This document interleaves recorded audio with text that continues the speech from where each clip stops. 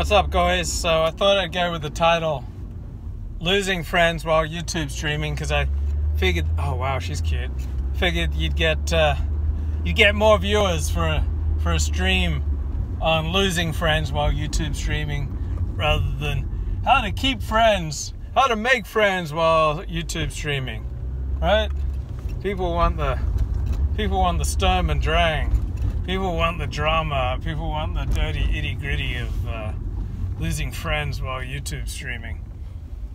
So there's a Jewish talk show host named Dennis Prager, and he talks about how he's never... What the hell, guys?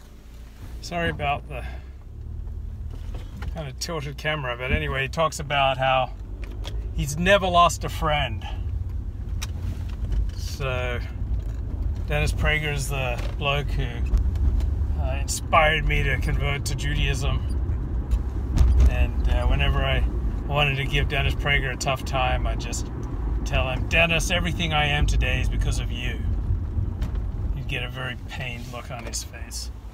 So either Dennis Prager is telling the truth, he's lying, or he's defining friends in such a way that any friends he's lost, they weren't real friends.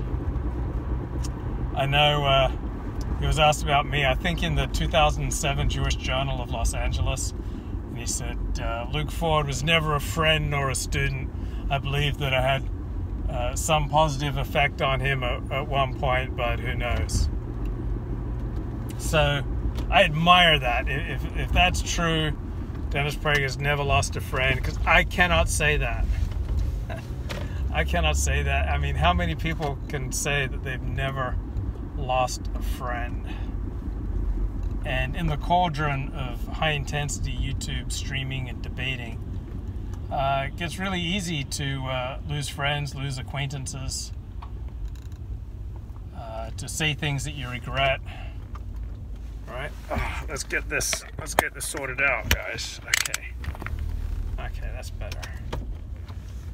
And I mean, remember what a great couple Andy Worski and JF Garepi were. I mean, they did an amazing show together. I think they'll probably be stronger together than apart. But of course, that ran its course after about 6 months, right? Wow. So even apart from YouTube streaming, I cannot say I've never lost a friend. I met up for lunch last week with a friend of mine from childhood, a friend that I grew up with from like age 6 or 7 onward. So I have other friends from age 7 onward that I've never fallen out with, friends from elementary school, friends from high school, friends from college that I've never fallen out with. But along the way, I've lost friends, and I'm not proud of that. It's very painful, depending on the depth of the friendship.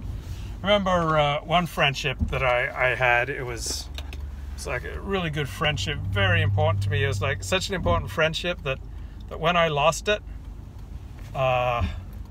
it was just like a stake in the heart.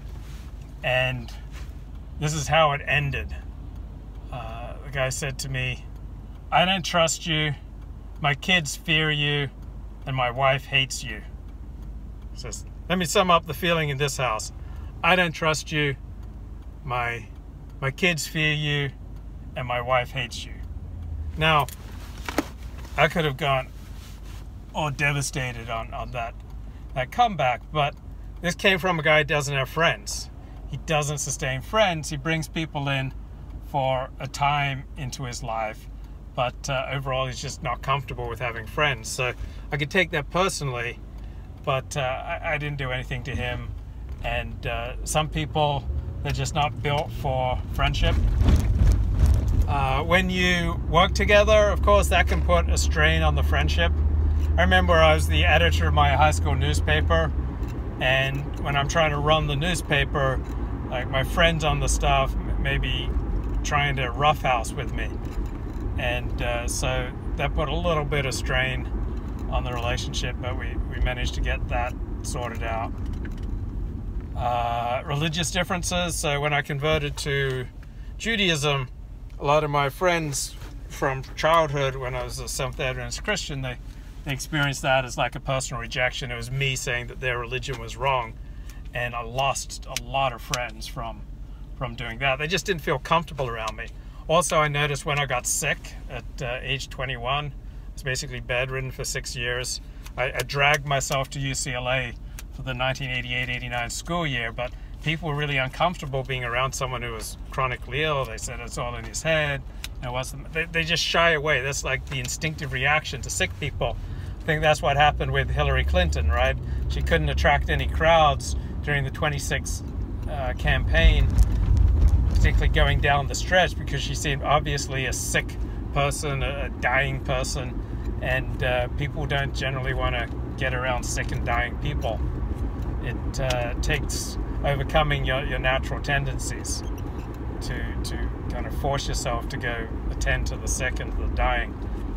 Now, I have been streaming live on YouTube since 2015, but prior to that I did shows with friends, and I didn't lose any of those friends that I did shows with, but it did put a strain on it. There was one woman I did some shows with, and she didn't want her full name being used, so that caused some tension. I went back and had to do some editing to remove her name, and other friends like wanted this video taken down, that video taken down. I've never said anything on a live stream that I've had to remove myself, but other people that I brought on the stream have been like, oh, yeah, please take this down. So that places a strain. And then you can work with people who are just difficult personalities. So I've done that, and then just decided, look, this person's just too difficult. I don't want to deal with this person. Or it could be a person completely unrelated to you conducts himself in a way that, like, whoa, I got a distance from this person. I can't have anything to do with this person, or I can't be doing streams with this person because of information that I've learned. So I generally have a really broad, wide tent for doing YouTube streams with, but yeah, there is certain behavior, even if it has nothing to do with me. I take a look at it and go, whoa, I can't have this person back on my stream. Like, no way, no way, no way. Money, right? That causes tension. So when I was making nothing from my YouTube streams, there was nothing to have tension over. But then I start making $100, $200 a month, and people that I stream with can say, oh, keep the money. And then I know one person, I sent $100, and I was about to send him a brand new cam. He needs a better quality cam, and then he just suddenly like cut me off with like, sorry look, like no explanation. And so I guess he was miffed that he'd helped build up my YouTube channel for a couple of years without getting paid for it. So yeah, if there's any money involved, that can really place a strain, because people will tell you, oh, I don't need to be paid for coming on your streams. But then if they see you going out buying a $400 microphone and like investing $1,000 in equipment for the show, and they've played an instrumental role in building up your channel, then yeah, they're going to get miffed, even if they say, oh, I don't want any money. So I certainly experienced that. What are other things? Oh, like, don't question people's motives. That's a really good way to end a friendship or to significantly damage a friendship. And I've had one friend for 14 years and had on the streams a lot. And the guy's brilliant, okay? He's a college professor. He's got a lot of insights that I do not have. Like, when he frames things, it's like, whoa, I never thought of that. So he just has a lot to give. He has a lot to contribute to my streams. And then about a third of the time in the chat, he's just like, he's like edgy. He's like really edgy. He's like 1488 edgy. And so, okay, I can then comment, oh, you're insane. But you don't want to do that. You don't want to call your friends insane. You don't want to call anyone insane. First of all, it's libelous. If you're not a mental health professional, it's grounds for a libel suit. You don't want to call anyone insane in public. Also, there's just so much bants going on a YouTube stream and in the chat. It's like a dramatic overreaction to like say this is insane. So, though I've generally been pretty good not calling people insane, I think, but I have then commented on my friends' YouTube comments like, oh, these comments are insane. Okay, that's not a good idea either, because there's not like a big difference in the way a friend experiences a comment like that between you saying his comments are insane and you saying he is insane. So I should probably back off on using the insane commentary on people and their comments. It's lazy. It's not a good idea for preserving friendships. So yeah, I think I want to try to cut back, reduce, and if possible, eliminate calling people's comments crazy. Okay, so what are other things that place a strain? Yeah, just going at it hammer and tongs, even if it's over marginal tax rates. You're putting a strain on your friendship. So, I generally speaking, I don't want to be going at it hammer and tongs with my friends on my YouTube streams. Also, I'm using friends here in that really loose Los Angeles sense. Okay, Los Angeles, a friend is someone you meet at a coffee shop and you talk to for 15 minutes, and now they are your friend. Okay, that's how we speak in LA. So my closest friends have never come on my YouTube streams. So like Brundle, I feel like we're just copacetic. Like I feel like Brundle's a friend for life. But if I ever dare mute him for Matt Forney, like I could very well blow up that friendship.